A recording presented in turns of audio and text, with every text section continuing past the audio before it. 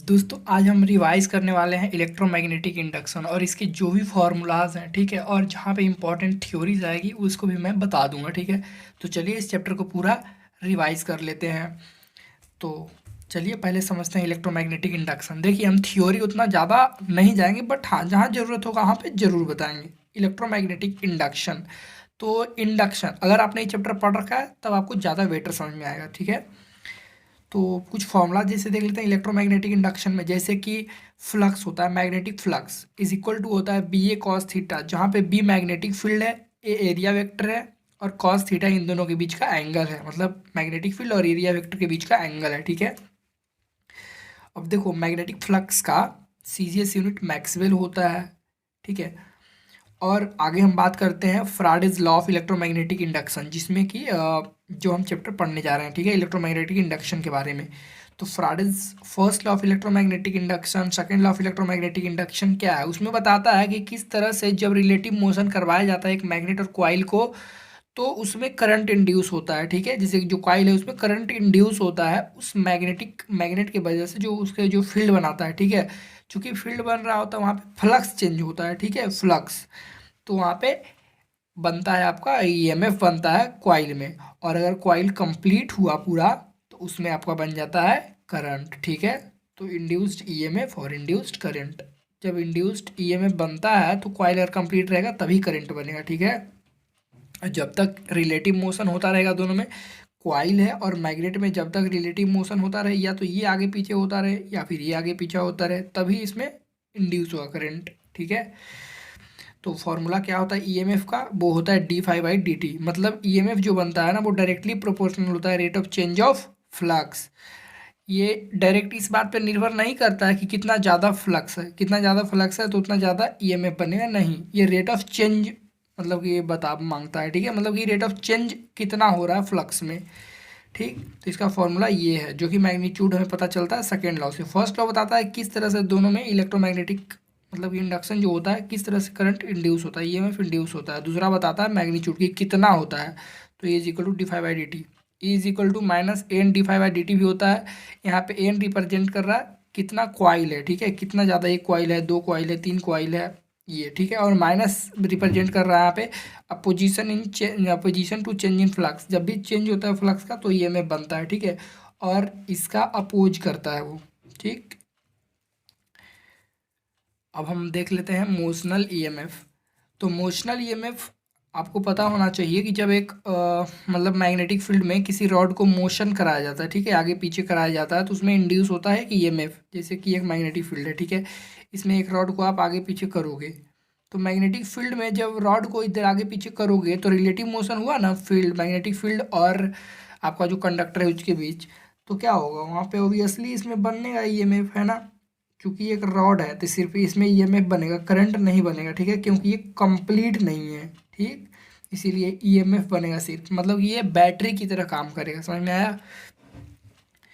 तो जैसे जो फोर्स लगता है, जैसे कि देखो मैग्नेटिक, यहाँ पे अगर इलेक्ट्रिक फील्ड में रखोगे इसको तो फोर्स लगेगा, है ना, जो चार्ज होता है जिसमें कंडक्टर है भाई, जिसमें चार्ज होता है ना तो इस पर फोर्स लगता है। ठीक है, इलेक्ट्रिक फील्ड भी लगता है, और मैग्नेटिक फील्ड में रखा गया है इसलिए मैग्नेटिक फील्ड तो लगेगा ही लगेगा, ये मैग्नेटिक फील्ड है। ठीक है, और चूंकि इसके जो चार्जेस होते हैं सेपरेट होते हैं, इस वजह से इसमें इलेक्ट्रिक फील्ड जनरेट होता है। ठीक है, इलेक्ट्रिक फील्ड यूज होता है जो कि एक दूसरे को अपोज करता है, तो यहाँ पे ऑलमोस्ट इक्वल होता है इलेक्ट्रिक फील्ड और मैग्नेटिक फील्ड। ठीक है, तो इलेक्ट्रिक फील्ड की वजह से मतलब जो फोर्स लगता है चार्ज पे वो क्या होता है क्यू ई, है ना, और मैग्नेटिक फील्ड की वजह से जो लगता है फोर्स क्यू भी वी। ठीक है, तो हम इस तरह से रिलेट किए हैं। ठीक है, क्यू से क्यू कट गया, E is equal to V V, यहाँ पे वी वेलोसिटी है। ठीक है, वेलोसिटी ऑफ चार्ज।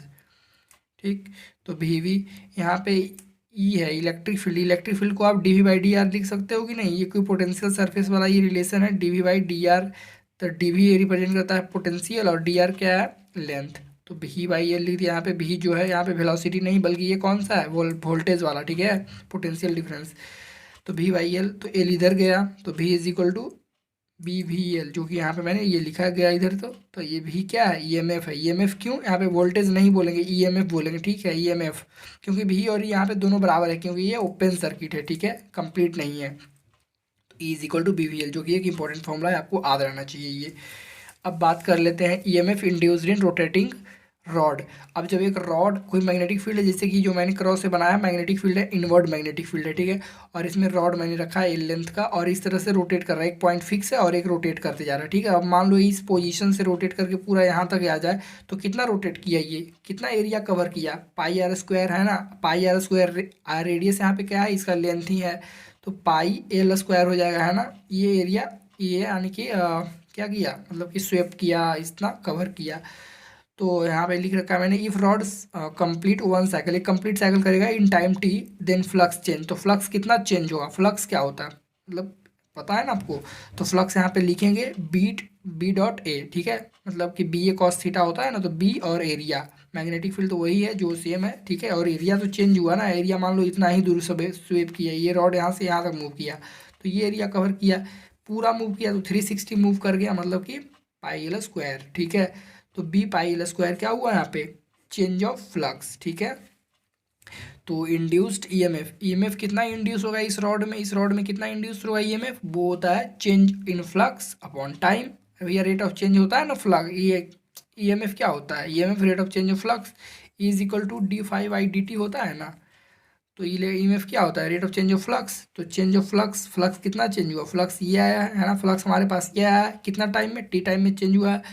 तो यहाँ पे फ्लक्स लिखेंगे, ठीक है, बी पाई एल स्क्वायर और टाइम टी। अब देखो 1/t, ये कुछ एक्चुअली क्या है 1/t, 1/t को आप न्यू भी तो लिख सकते हो, फ्रीक्वेंसी न्यू को इसको बोलते हैं, ठीक है। तो E is equal to B pi L square, और ये 1/t को न्यू हमने लिख दिया है, ठीक है। अब ये क्या है, लीनियर फ्रीक्वेंसी है, लीनियर फ्रीक्वेंसी है, चूंकि ये घूम रहा है तो यहाँ पे क्या आएगा, मतलब कि एंगुलर फ्रीक्वेंसी। तो लीनियर फ्रीक्वेंसी इक्वल टू होता है ओमेगा अपॉन 2 पाई, मतलब लीनियर फ्रीक्वेंसी और एंगुलर फ्रीक्वेंसी का बीच का रिलेशन। तो यहाँ पे सेम टू सेम मैंने रखा है, ठीक है। और इसके जगह मैंने डब्लू मतलब ओमेगा अपॉन 2 पाई लिख दिया है, क्यों, क्योंकि we knew is equal to होता है ओमेगा अपॉन 2 पाई, ठीक है। मतलब यहाँ पे जो एंगुलर फ्रीक्वेंसी होता है लीनियर फ्रीक्वेंसी से ज़्यादा होता है, कितना ज़्यादा होता है, 2 पाई से ज़्यादा होता है, ठीक। तो मैंने ई इज इक्वल टू, यहाँ पे पाई से पाई कट गया, टू तो बचेगा नीचे, तो B omega L square upon 2 बच गया। ये ईएमएफ का फॉर्मूला यहाँ पे बना आपका, ठीक है।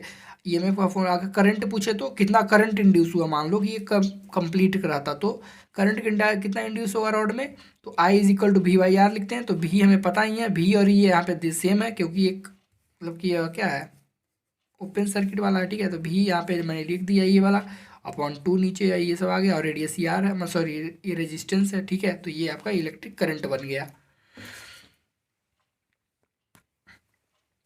अब हम बात कर लेते हैं सेल्फ इंडक्शन के बारे में, ठीक है। सेल्फ इंडक्शन होता क्या है, देखो कोई वायर में, जैसे कि इंडक्शन क्या होता है आपको पता है कि एक वायर है, ठीक है, एक वायर है और एक मैग्नेट है, ठीक है। तो इस मैग्नेट के अगर रिलेटिव चेंज इन दोनों में किया जाए मोशन में, तो इसमें ईएमएफ इंड्यूस होता है ना, ईएमएफ इंड्यूस होता है। और सेल्फ इंडक्शन क्या होता है कि जब कॉइल में करंट फ्लो हो रहा है, ठीक है, और इंक्रीज करते जाए ना, तो ये अपोज भी करता है। जैसे कि देखो ये क्या होता है, property of current carrying coil, एक करंट कैरिंग कॉइल है जिसका कि प्रॉपर्टी के बारे में बताया जा रहा है। सेल्फ इंडक्शन है जो प्रॉपर्टी है करंट कैरिंग कॉइल का, जो कि रेजिस्ट करता है या फिर रोकता है change of current flowing through it. जो भी इसमें करंट फ्लो कर रहा है और वो चेंज करते जा रहा है, तो उसको रेजिस्ट करेगा, ठीक है, by inducing current in it, ठीक है। जैसे कि यहाँ से बैटरी लग रखा है, ठीक है, जो कि पॉजिटिव से नेगेटिव इस तरह से जाएगा, मतलब कि फ्लो होगा, ठीक है। और जब फ्लो होगा, अब जैसे कि यहाँ से जो स्टार्ट होगा, तो डायरेक्ट तो करंट नहीं बढ़ जाएगा, पहले जीरो होगा फिर बढ़ेगा, बढ़ते बढ़ते जो बढ़ते जाता है ना, तो इसमें इंक्रीज कर रहा है ना, जब चेंज हो रहा है, ठीक है, करंट का चेंज हो रहा है, जब इंक्रीज कर रहा है ना, तो चेंज हुआ ना, तो चेंज होता है तो इसमें इंड्यूस होगा एक उल्टा, इसमें मतलब कि इसको अपोज करने के लिए इंड्यूस होगा करंट, ठीक है, जो कि इंड्यूस्ड करंट का डायरेक्शन कुछ ये होगा। ये क्या एक्चुअल करंट का डायरेक्शन जो ये है, जो कि बैटरी से निकल रहा है, और इधर इंड्यूस होगा, ठीक है, जो इसको अपोज करेगा। तो ये क्या हो गया, property of current carrying coil, जो कि रेजिस्ट या अपोज करता है चेंज ऑफ करंट, ठीक है, मतलब चेंज पसंद नहीं है इसको, समझ में आया। अब ये कैसा है, तब जब करंट मतलब क्लोज रहता है सर्किट, तो ठीक है। अब मान लो ओपन कर दें, तो ऐसे फ्लो हो रहा था, ठीक है, ऐसे फ्लो हो रहा था। अब जैसे ही आप कम करोगे, तो मतलब कि जो करंट है वो फ्लो होना बंद हो जाएगा, धीरे धीरे मतलब कम हो जाएगा, ठीक है। जैसे ही कम होने जब लगता है ना, तो ये इंक्रीज भी करता है, आपको पता होगा कि जैसे कि अगर आ रहा है तो आने भी नहीं देंगे, जा रहा है तो जाने भी नहीं देंगे, ऐसा होता है। तो ये जब कम होने लगता है तो इसको बढ़ाने का काम करता है, ठीक है। इंड्यूस्ड इसी डायरेक्शन में होता है, समझ में आया। अब देखो, जो मैग्नेटिक फ्लक्स होता है कितना इंड्यूस हुआ वो डायरेक्टली प्रोपोर्शनल होता है कि कितना उसमें करंट फ्लो हो रहा है, ठीक है। तो 5V = हम एल आई यहाँ पे लिख देते हैं, प्रोपोर्शनलिटी कांस्टेंट यहाँ पे एल लिखते हैं, ठीक है। तो ये प्रोपोर्शनलिटी कांस्टेंट जो एल है वो क्या है, coefficient of self inductance, self inductance का कोफिशिएंट है एल। तो एल = क्या होगा, 5/I, ठीक है। और इसका यूनिट क्या होता है, सेल्फ इंडक्टेंस का हेनरी, ठीक है, हेनरी, जो कि ऑब्वियसली 5E/I है, मतलब 5/I है तो 5 वेबर/पर एम्पियर, मतलब वेबर एम्पियर इनवर्स, ठीक है। अगर हम इलेक्ट्रिक मतलब कि ईएमएफ निकालें तो निकाल सकते हैं, क्योंकि हमारे पास आ गया है ये वाला क्या, फ्लक्स इसका आ गया है यहाँ पे, ठीक है। फ्लक्स आ गया तो E = dϕ/dt, और फाई की जगह ये पुट किए हमने, ठीक है, पुट किया LI, तो E = -LI LdI/dt आ गया, ठीक है, जो कि आपको याद रखना है। और इसमें पोटेंशियल एनर्जी की बात करें ना तो 12LI² होता है, जो कि आपको याद रखना है। अब हम बात कर लेते हैं self induction of a current carrying solenoid, ठीक है। एक करंट कैरिंग सोलेनॉइड है, ठीक है, सोलेनॉइड, यहाँ पे भी पहला काम भी सोलेनॉइड ही था। Self induction of a current carrying solenoid, जैसे कि इसमें कुछ कंसीडर करना है, जैसे कि पूरा मैं आपको बताता हूँ। जैसे कि देखो, यहाँ पे मैंने एक लॉन्ग सोलेनॉइड दिया जिसका कि लेंथ एल है, ठीक है, और इसका क्रॉस सेक्शन एरिया ए है, और इसमें एन जो है एक छोटा सा, मतलब कि छोटे से लेंथ में टर्न है, मतलब एन नंबर ऑफ टर्न्स को रिप्रेजेंट कर रहा है पर यूनिट लेंथ, ठीक है। जो स्मॉल वाला एन है वो नंबर ऑफ टर्न्स होता है पर यूनिट लेंथ, और जो कैपिटल एन होता है टोटल टर्न्स के बारे में बात करता है, कितने टर्न्स हुए, ठीक है। जैसे कि यहाँ पे 4 टर्न्स है ना। अगर एन की बात करें तो एन में हो सकता है 2 ही टर्न है, आधे टर्न है, 1.5 टर्न है, मतलब कि 1 टर्न है, 2 टर्न है, इस तरह से, ठीक है। तो टोटल नंबर ऑफ टर्न्स कितने हो गए, एन, जिसको हम एन एल से रिप्रेजेंट करते हैं, ठीक है। एक एक यूनिट टर्न्स को निकालना है तो टोटल टर्न बाई पूरा लेंथ से डिवाइड कर देंगे, ठीक है। और इस एन को ना, जो छोटा वाला एन है उसको हम बोलते भी हैं टर्न डेंसिटी, ठीक है। टर्न डेंसिटी कितना है, समझ में आया। और टर्न डेंसिटी इसको फिर आप ऐसे भी बोल सकते हो, ठीक है। और यहाँ पे देखो, मतलब टर्न डेंसिटी क्या होता है एक्चुअली, कितने नंबर ऑफ टर्न्स है पर मीटर, 1 मीटर वायर में कितने नंबर ऑफ टर्न्स होगा, वही होता है टर्न डेंसिटी, ठीक है। 1 मीटर में कितना टर्न्स है वो होता है टर्न डेंसिटी, ठीक है। अब यहाँ पे देखो, फाई है फ्लक्स, फ्लक्स = क्या होता है, NBA। अरे भैया फ्लक्स होता है ना BA cos θ, ठीक है। तो यहाँ पे एन क्यों लिखा भैया, क्वाइल, कितने क्वाइल्स हैं, जितना ज़्यादा क्वाइल वहाँ पे एन यहाँ पे आएगा, ठीक है। नंबर ऑफ क्वाइल्स को रिप्रेजेंट कर रहा है तो NBA। तो फाई = को हम लिख सकते हैं ना NL, पूरा बड़ा वाला एन है तो इसको छोटा वाला एन और एल को मल्टीप्लाई करके लिख सकते हैं NL। अब बी जो है, ये म्यू0 NI, क्या ये म्यू0 NI कहाँ से आ गया, तो ये है जो मतलब कि मैग्नेटिक फील्ड बनता है सोलेनॉइड के अंदर, वो है, ठीक है, म्यू0 NI। और एरिया तो एरिया है यहाँ पे, तो ये क्या बन गया पूरा, म्यू0 N तो N² I L A, ठीक है, बन गया। अब हमें पता है कि L = होता है 5/I, है ना, ऊपर हमने देखा था 5/I। तो फाई की जगह ये वैल्यू पुट किया हमने, तो म्यू0 N² I L A/I, तो आई से आई कट गया, तो म्यू0 N² LA आपका ये आ गया एल का वैल्यू, ठीक है। जैसा कि आप यहाँ पे देख रहे हो म्यू0 N² LA, ठीक है, जो कि इसका वैल्यू आया। और N² जो है एक्चुअल क्या है, टर्न डेंसिटी को बता रहा है, छोटे वाला जो ले रहा है ना, तो NYL होना चाहिए इसके जगह पे, तो ही पुट किए यहाँ पे NYL।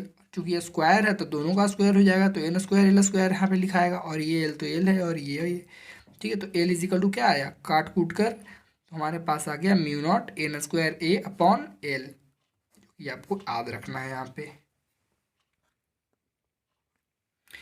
अब हम बात करते हैं म्यूचुअल इंडक्शन के बारे में, ठीक है। तो म्यूचुअल इंडक्शन क्या होता है, म्यूचुअल इंडक्शन मतलब एक करंट, एक कॉइल में जो करंट फ्लो हो रहा है तो दूसरे में क्या होगा, इंड्यूस होगा, तो यहाँ पे ये म्यूचुअल इंडक्शन के बारे में बात करते हैं, ठीक है। तो देखो मैंने लिख रखा है यहाँ पे, डिफिनीशन भी लिख दिया है, थ्योरी जिसे आप बोलते हो, ठीक है।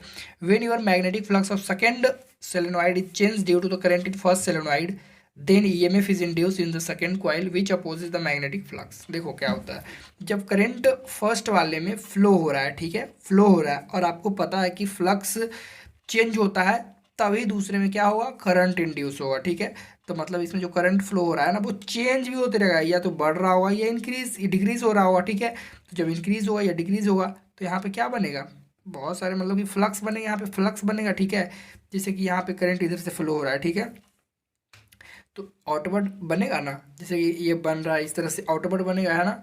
जैसे करंट इधर फ्लो हो रहा है तो आउटवर्ड इस डायरेक्शन में बाहर निकलेगा, तो ये करंट इधर जा रहा है तो ऊपर की डायरेक्शन में बाहर आ रहा है करंट, ठीक है। सॉरी, मैग्नेटिक फील्ड, ये मैग्नेटिक फील्ड बाहर का बन रहा है, ठीक है। तो जब मैग्नेटिक फील्ड जो बाहर का बन रहा है और पर एरिया भी तो यहाँ पे होगा, एरिया के परपेंडिकुलर है, तो मतलब यहाँ पे फ्लक्स बोलेंगे, जो फ्लक्स यहाँ पे बन रहा है, ठीक है।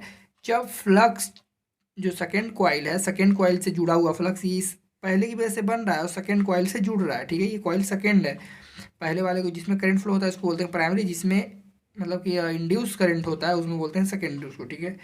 जब मैग्नेटिक फ्लक्स चेंज होता है सेकेंड कॉइल का, ठीक है, किसकी वजह से, फर्स्ट की वजह से, जब इसमें करंट फ्लो होता है, ठीक है, तो ईएमएफ इंड्यूस हो जाता है इस सेकेंड वाले कॉइल में, ठीक है।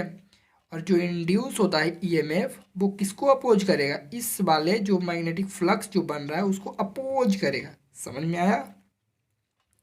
और देखो, तो फाई टू यहाँ पे ये मैग्नेटिक फ्लक्स फाई टू का ना चेंज हो रहा है, तो फाई टू का मैग्नेटिक मतलब जो फाई टू है मैग्नेटिक फ्लक्स जो बन रहा है वो उतना ज़्यादा, या फिर ये बोले कि लिंक हो रहा है इससे, इस कॉइल से लिंक हो रहा है मैग्नेटिक फ्लक्स उतना ज़्यादा होगा जितना कि फर्स्ट में करंट फ्लो होगा। अब करंट मान लो कि इंक्रीज करते जा रहा है फर्स्ट में, तो फ्लक्स भी इंक्रीज करते जाएगा यहाँ पे, ठीक है। और इसमें भी इंड्यूस करंट ज़्यादा होते जाएगा। समझ में आया। तो phi two is equal to हम लिख सकते हैं MI1। I1 क्यों, करंट फर्स्ट में फ्लो हो रहा है, ठीक है। फाई टू यहाँ पे लिंक हो रहा है सेकेंड कॉइल से, ठीक है, सेकेंडरी कॉइल से। तो यहाँ पे एम हमने लिखा है प्रोपोर्शनलिटी कांस्टेंट, ठीक है। अब एम इज इक्वल टू हम लिख सकते हैं फाई टू अपॉन आई, तो यहाँ पे हमने लिख दिया है, ठीक है। फाई टू क्या है, सेकेंडरी कॉइल से पास होने वाला टोटल फ्लक्स, भैया यहाँ से इसकी वजह से बन रहा है यहाँ पे फाई टू, ठीक है। तो इससे भी इस सब क्या है, फाई फ्लक्स है, ठीक है, जो कि फाई टू हम बोलेंगे, क्यों, क्योंकि सेकेंडरी कॉइल से पास हो रहा है, ठीक है। तो ये म्यूचुअल इंडक्शन जो कोफिशिएंट है इसको बोलते हैं कोफिशिएंट ऑफ म्यूचुअल इंडक्शन, ठीक है। इसका यूनिट भी हेनरी होता है, ठीक। अब आगे देखते हैं, जैसे कि mutual inductance of two coaxial solenoid. जब दो कोएक्सियल सोलेनॉइड है, ठीक है, कोएक्सियल सोलेनॉइड का मतलब एक सोलेनॉइड जैसे ऐसे ऐसे होता है जी, सोलेनॉइड होता है। अब एक सोलेनॉइड आपने और लगा दिया इस तरह से, ठीक है, इस तरह से आपने एक और सोलेनॉइड लिया, सिंपल मैंने इस तरह लिखा है, ठीक है, बताया है। इसका एरिया दोनों का मतलब कि लेंथ सेम है, ठीक है, दोनों का क्या है, लेंथ सेम है। हो सकता है टर्न अलग अलग हो, मतलब कि लेंथ इसका सेम है, और जो एरिया है दोनों का, एरिया एरिया भी सेम है, लेंथ भी सेम है। ठीक, टर्न्स भले ही ज़्यादा कम हो सकते हैं, पहले को काम दूसरे को काम, ठीक है। पहले वाले को जिसमें करंट हम फ्लो करवाएंगे उसको बोलते हैं प्राइमरी, ठीक है। तो जिससे कि यहाँ पे देखो, जिसमें हम मान लो ब्लू वाला यहाँ पे है, ठीक है, ब्लू एक का ब्लैक है, ठीक है। तो ब्लू वाला में जैसे मान लो करंट मैंने I1 फ्लो करवाया, ठीक है, I1 करंट फ्लो करवाया, तो सेकेंड वाले में क्या बनेगा, सेकेंड वाले जो कॉइल है ब्लैक वाला उसमें इंड्यूस होगा 5B, इसकी वजह से, है ना।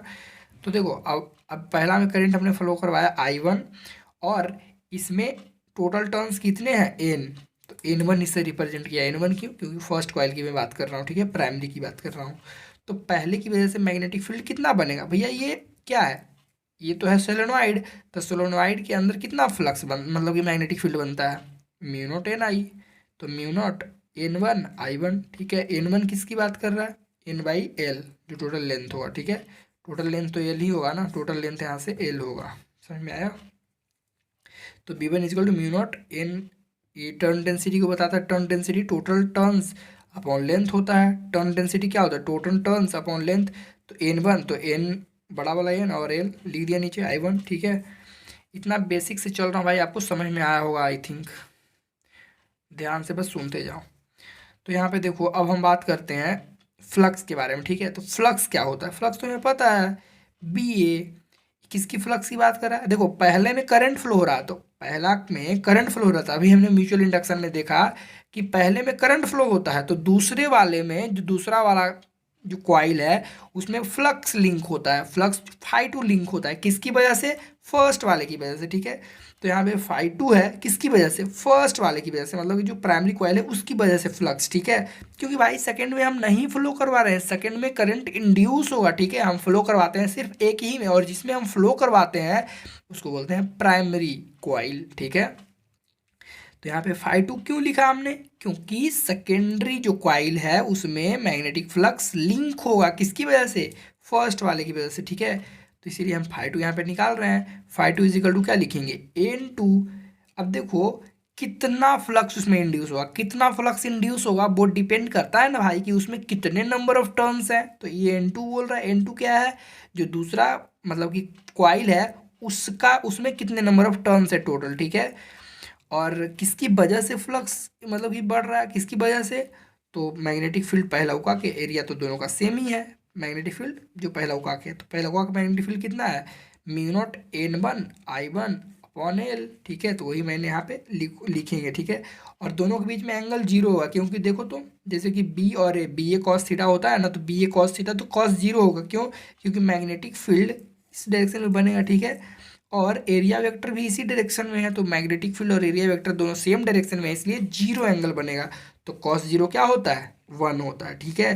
तो यहाँ पे डायरेक्ट मैं लिख रहा हूँ phi 2 इजिकल टू n2 और b1, तो b1 ये वाला वैल्यू पुट कर दिया पूरा, μ0 n1 I1/L इंटू ये a जो है, a तो कांस्टेंट है तो a लिख दिया, कॉस 0 डिग्री हो जाएगा, ठीक है। अब कॉस तो जीरो हो गया। अब देखो phi 2 इजिकल टू हम क्या लिख सकते हैं, अब इसको हल कर लिए simple, μ0 n1 n2 I1 A/L, cos 0 degree का वैल्यू 1 होता है, तो छोड़ो उसको अब, ठीक है। और हमें पता है कि m इजिकल टू क्या होता है, phi 2/I1, तो phi 2 अभी अभी हमने निकाला, मतलब कितने नंबर ऑफ फ्लक्स, कितने फ्लक्स जो फ्लक्स हैं लिंक हो रहे हैं सेकेंडरी कॉइल से, ठीक है। तो phi 2 कितना है, μ0 n1 n2/A/L, यहाँ पे डायरेक्ट मैंने लिख दिया, जो आई है एक्चुअली यहाँ पे आई होना चाहिए, ठीक है, और ये वाला आई से कट जाएगा, I1 ठीक है, तो ये वाला हमारा बचेगा। समझ में आया। अब हम बात कर लेते हैं एडी करेंट्स के बारे में। देखो नदी में जब आप कुछ पत्थर फेंकते हो तो गोल गोल बनता है, ठीक है। एडी जैसे कि पानी में आप फेंकोगे पत्थर तो गोल गोल कुछ ऐसे बनता है ना, धारा में बनता है कि नहीं, बिल्कुल बनता है, ठीक है। तो एडी करंट भी कुछ ऐसा ही है, समझो। देखो जब मैग्नेटिक फ्लक्स किसी कंडक्टर से लिंक होता है, जैसे कि कोई कंडक्टर है, ठीक है, बड़ा सा कंडक्टर है, बहुत बड़ा बड़ा प्लेट उलेट हो गया, उससे कंडक्टर, उस कंडक्टर में मतलब जो मैग्नेटिक फ्लक्स है डायरेक्टली पास हो रहा है, ठीक है। जैसे कि ये इसमें है, ठीक है, इसी में मान लो पास हो इसे, तो इसमें बनेगा ना electric field, sorry magnetic field, electric field, ठीक है। जब करंट पास होगा तो मैग्नेटिक फील्ड भी बनेगा, ठीक। जब मैग्नेटिक फ्लक्स लिंक होता है कोई एक कंडक्टर जिसका कि कुछ भी शेप साइज हो, ठीक है, तो एक करंट इंड्यूस होता है उस कंडक्टर में, किस फॉर्म में, in the form of eddies, जैसे कि वाटर में बनता है एडीज, ठीक है। और इसीलिए इस करंट को क्या बोलते हैं, हम एडी करंट बोलते हैं, ठीक है। तो याद रखो, when your magnetic flux linked with the conductor, जब भी मैग्नेटिक फ्लक्स किसी कंडक्टर से लिंक होता है, जो कंडक्टर किसी शेप का हो सकता है, बहुत बड़ा बड़ा हो सकता है, प्लेट हो सकता है, ठीक है, तो करंट इंड्यूस होता है उसी कंडक्टर में, ठीक है। करंट कहाँ इंड्यूस होता है, उस कंडक्टर में, किस फॉर्म में, in the form of eddies, like in water, जैसे कि वाटर में होता है इंड्यूस, ठीक है। मतलब वाटर में पत्थर फेंको तो होता है ना गोल गोल, वैसा ही इसमें होता है गोल गोल, ठीक है। सर्कुलर लूप में करंट इंड्यूस होता है इसमें, ठीक है। और इसीलिए इस करंट को क्या बोलते हैं, एडी करंट बोलते हैं, ठीक है। जैसे कि देखो समझो इस बात को, जैसे कि ये नॉर्थ पोल मैग्नेट का है, ये साउथ पोल मैग्नेट का है, तो नॉर्थ से साउथ इस तरह से मैग्नेटिक जो फील्ड है बनता है, ठीक है, बनता है ना, आपको पता होगा नॉर्थ से साउथ में जाता है, ठीक। अब देखो ये तो कांस्टेंट मैग्नेटिक फील्ड यहाँ पे है इन दोनों पोल के बीच में, हाँ सही बात है। अब ये जैसे कि बड़ा सा गोला है कुछ ऐसा, ठीक है, प्लेट है, तो ये प्लेट अंदर की ओर आ रहा है, ठीक है, अंदर की ओर आ रहा है, तो इसमें परपेंडिकुलरली, जैसे कि ये प्लेट है, ठीक है, अंदर की ओर आ रहा है, मैग्नेटिक फ्लक्स एकदम परपेंडिकुलरली इससे पास होगा ढेर सारा, ठीक है। अब जैसे कि मैग्नेटिक फ्लक्स पास होना शुरू करेगा, जैसे ही इधर आएगा तो मैग्नेटिक फ्लक्स पास होना शुरू करेगा, और जितना ज़्यादा पास करते जाएगा, मतलब कि बढ़ते जा रहा है ना, पास करेगा तो बढ़ते जा रहा है, इसके अंदर पूरा घुसते घुसते यहाँ तक आ जाएगा एकदम बीचे बीच, तो बहुत ज़्यादा पास करने लगेगा, ठीक है। तो जब अंदर आ रहा है तो मैग्नेटिक फील्ड बढ़ते जा रहा है, जब बढ़ते जा रहा है तो इसमें करंट इंड्यूस होगा। अब चूंकि इस डायरेक्शन में बढ़ रहा है, ठीक है, तो करंट कैसे इंड्यूस होगा, कुछ इस तरह से होगा, ठीक है। आप हाथ घुमाकर देख लो ये सब, ठीक है। तो इस तरह से करंट इस तरह से इस सर्कुलर लूप में इससे बनेगा, ठीक है। अब ऐसे बना क्यों? क्योंकि इसको अपोज करना है। जब ऐसे बनेगा अपोज, तो ऐसे बनेगा भाई, आपको पता है ऐसे करंट बन रहा है, ठीक है। तो अपोज करेगा तो ऊपर की ओर, यहाँ पे ऊपर तो इस तरह से बनेगा, है ना, इधर इस साइड इसको अपोज करेगा, क्योंकि जा रहा है मैग्नेटिक फील्ड इधर इस डायरेक्शन में, तो इसको अपोज करेगा। अब लेकिन जब बाहर निकलने लगता है तो मैग्नेटिक फील्ड लाइंस इसमें कमने लगता है, मैग्नेटिक फील्ड लाइन जो पास हो रहा था इससे कमने लगता है। अब जब कमने लगता है तो ऐसा भी नहीं चाहता, ये कांस्टेंट रखना चाहता है, तो यहाँ पे इसको बढ़ेगा, ठीक है।